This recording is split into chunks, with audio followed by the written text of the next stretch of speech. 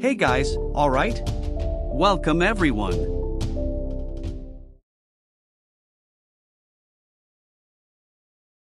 In the year 1928, somewhere in the icy Indian Karakoram Mountains, a mountaineer is preparing his equipment for a new climb when suddenly he sees a bright ray of light amidst the peaks and decides to investigate what is happening. He heads towards the source of light and discovers a luminous sphere covered with a thin layer of ice. Very curious about it, he starts chipping away at the ice with a pickaxe. He is immediately engulfed in a brilliant light, causing him to lose consciousness. After a while, the mountaineer wakes up and realizes that the sphere has disappeared, and a strange round mark has appeared on his arm. Fast forward to the present day, where astrobiologist Dr. Helen Benson is giving a lecture on extraterrestrial bacteria at Princeton University. After the class, a lab technician invites her to a party, but she declines, mentioning that she has certain extreme conditions awaiting her at home. By that, she means her young stepson named Jacob, with whom she has a complicated relationship. At home, the boy refuses to eat healthy food and continues playing video games.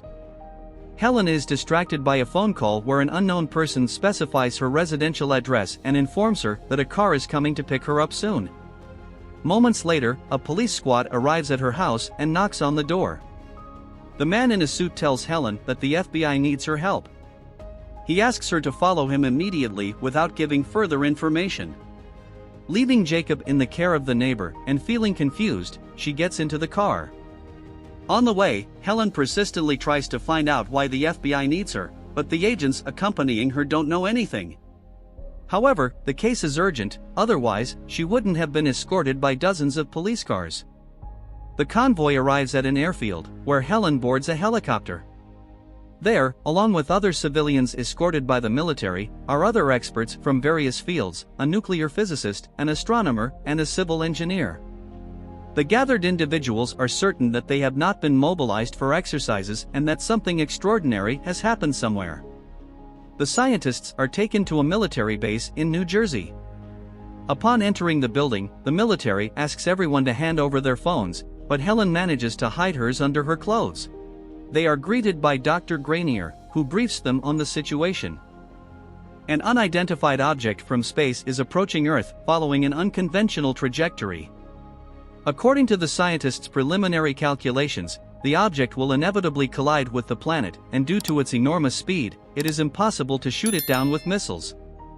Therefore, the government has decided to form an emergency response team that will be able to deal with the consequences of the impending catastrophe. The team has just a little over an hour before the cosmic object falls on Manhattan and kills 8 million inhabitants. After the encounter, Helen locks herself in the bathroom to call Jacob and warn him of the danger. She doesn't know how to break the shocking truth to her son, so she asks him to lock himself in the basement and wait for the big storm.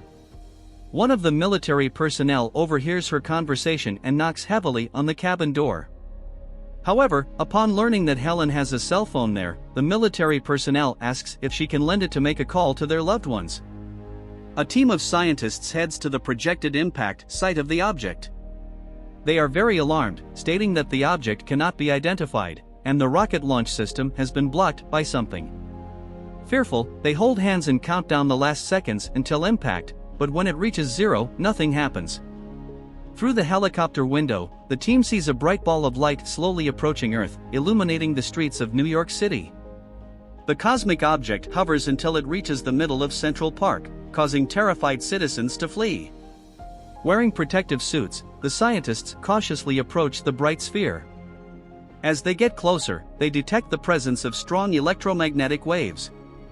Military, police, and snipers surround the bright sphere from all sides, awaiting further orders. A brilliant light dazzles everyone present, and an alien creature emerges to meet them. Helen, seemingly hypnotized, slowly approaches the alien, and it extends its hand towards her. She reaches out her hand in return, but at that moment, a shot is fired, and the visiting alien falls unconscious into her arms. Suddenly, a massive creature also emerges from the light and incapacitates all the weapons and machines around it. Then, it releases a terrible ultrasonic sound that stuns all living creatures. The creature heads towards the wounded alien, but it stops it with a gesture. The immobile being immediately resumes its position, and terrestrial equipment returns to normal. The injured alien visitor is quickly taken to a military laboratory. The doctors are unsure how to treat the foreigner since they know absolutely nothing about its physiology. Helen advises them to bring in a surgeon to remove the bullet from the creature's body. When the surgeon intervenes, the gray, fibrous tissue starts to crack and separate from the alien's body. After removing the entire outer layer, the doctors discover that the creature resembles a typical human being very closely. After the operation, the alien is placed in a special protective capsule, and its condition continues to be monitored. The patient's vital signs quickly recover, and it regains consciousness. At first, the alien panics, but when it sees Helen in front of it, it calms down. She assures the alien that it is not in danger. However, the alien visitor has now assumed the complete form of a human being and looks exactly like the mountaineer from 1928. It confusingly repeats Dr. Helen's words, as if memorizing them. After what happened in Central Park, humanity is in total panic. Stock markets are closing, and civilians are being urgently prepared for evacuation. Residents of other cities around the world are fleeing population centers on their own, fearing an alien invasion. While the president and vice president are hiding in a shelter, the U.S. Secretary of Defense, Regina Jackson, takes control of the situation.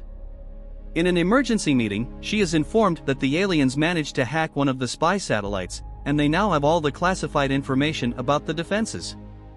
According to intelligence service, similar bright spheres of different sizes have landed in other places around the world. Arriving at the laboratory, Regina hears the scientists report.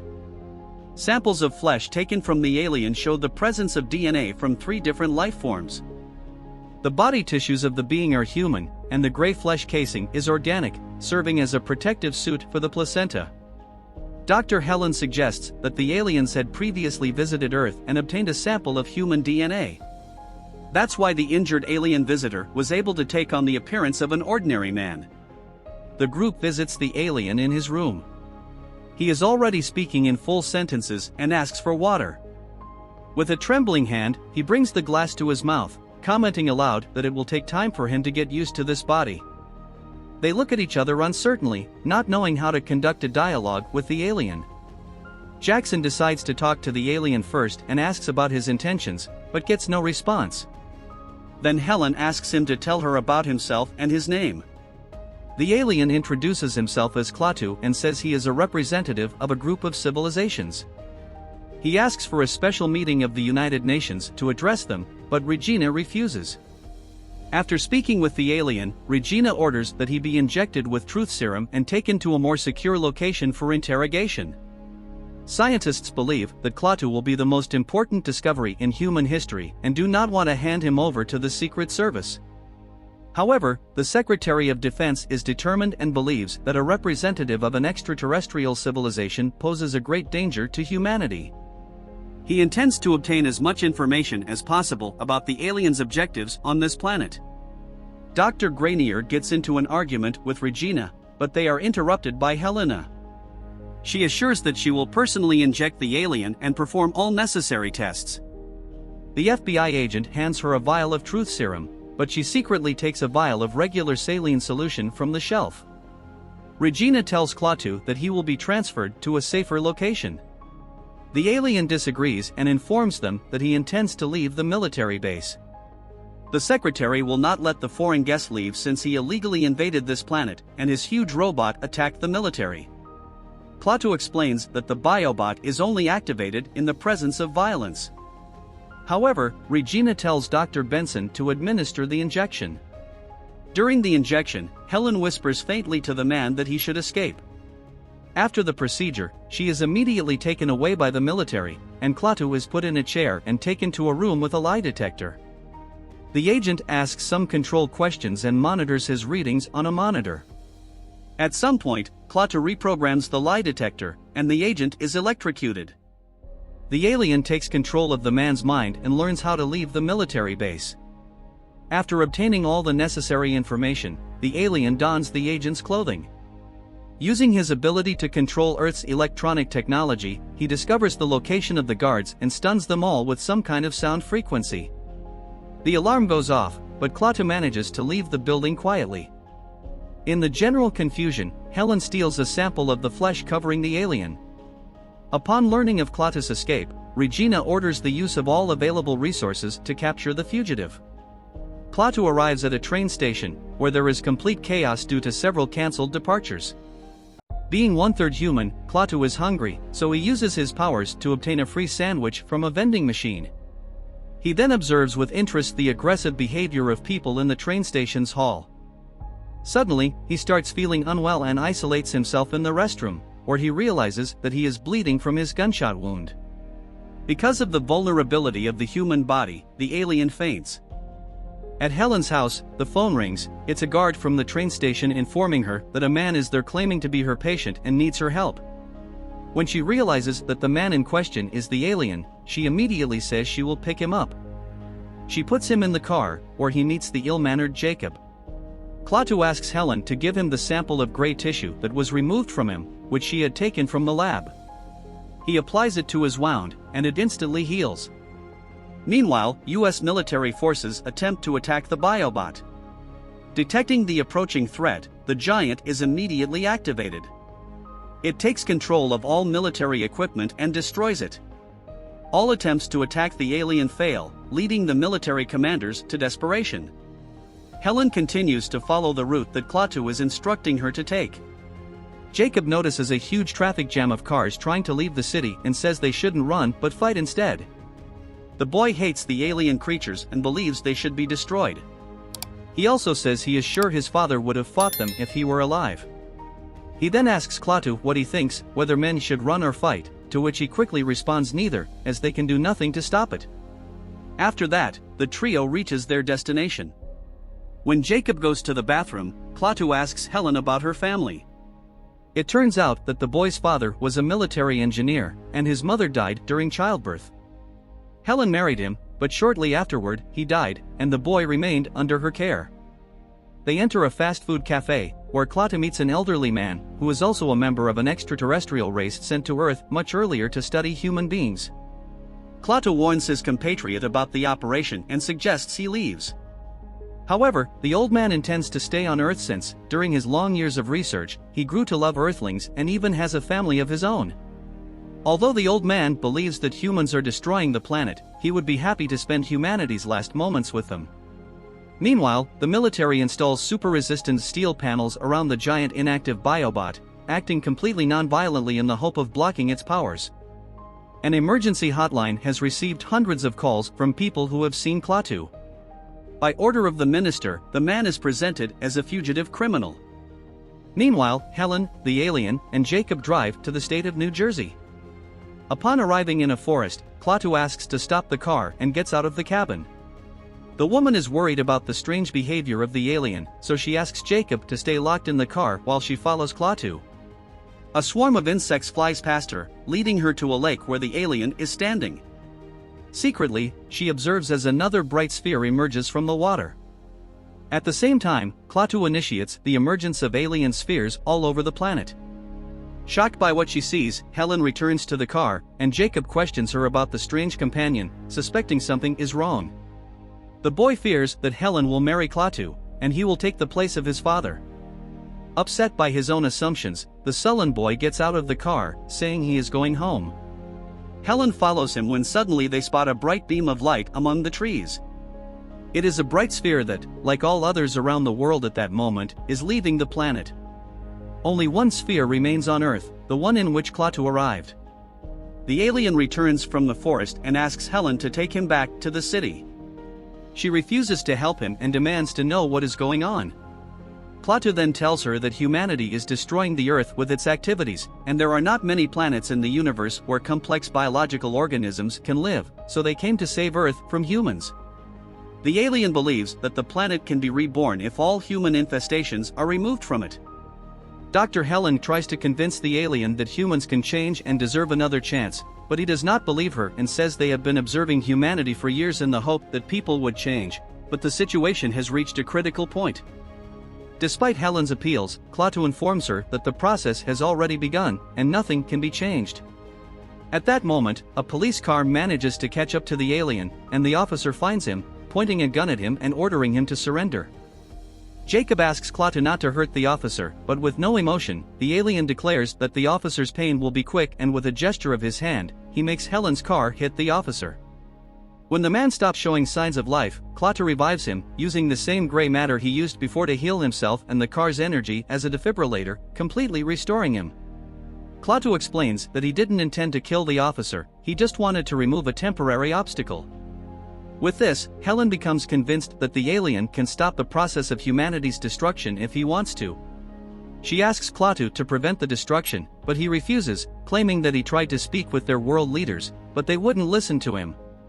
Helen asks him to speak with a man she thinks can change his mind. Meanwhile, the Secret Service investigates the purpose of the alien's arrival on this planet. The scientists discover that various types of Earth creatures are being transported in the bright spheres. Secretary Jackson then concludes that what is happening is very similar to the rescue of living species during Noah's Ark times. The American commanders realize that they must expect an attack soon, so they quickly place the biobot in a deep underground silo.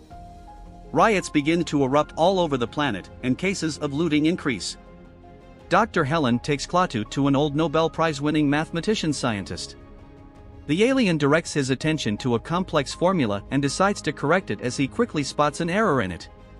Realizing this, the scientist joins him, and they solve the unfinished problem together. The astonished scientist immediately guesses who is standing in front of him. While the adults are talking, Jacob sees a news report about Klaatu on TV and calls the hotline number. The scientist asks his guest how their civilization managed to survive.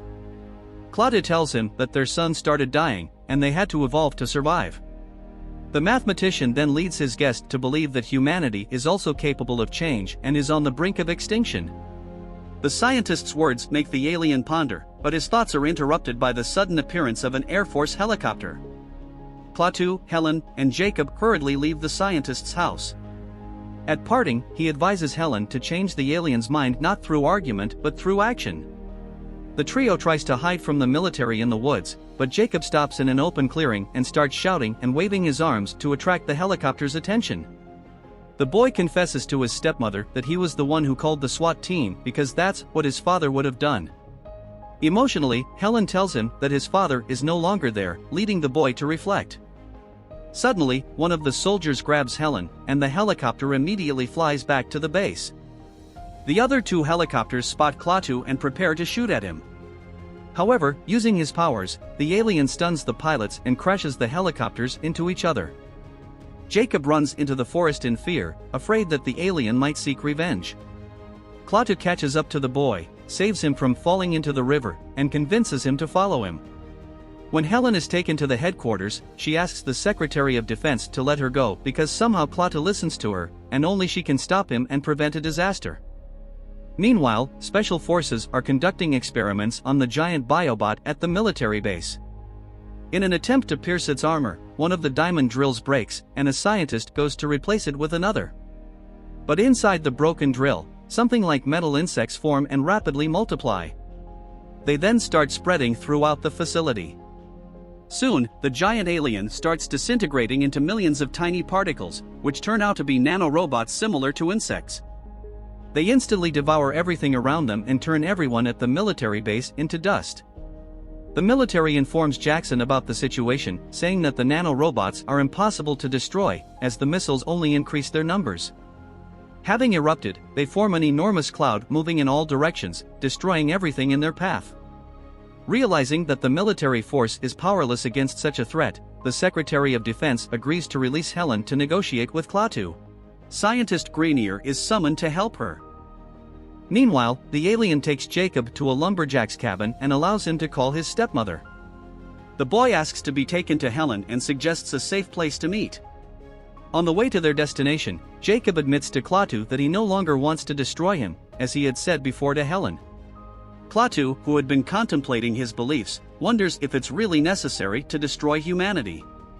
The boy takes Klaatu to the cemetery where his father is buried and desperately asks him to resurrect his father, as he did before with the officer. However, the visitor's alien abilities are useless at this point. Frustrated, Jacob tells the alien to leave. Helen rushes to the boy, who cries for his father, and she cries with him, comforting him, saying he's not alone. Observing the touching family reunion, Klaatu is finally convinced that humanity has a positive side and acknowledges that humans deserve another chance. But to do that, they need to change themselves and alter their way of life. The cloud of nanorobots is rapidly approaching New York, completely destroying a massive stadium within seconds.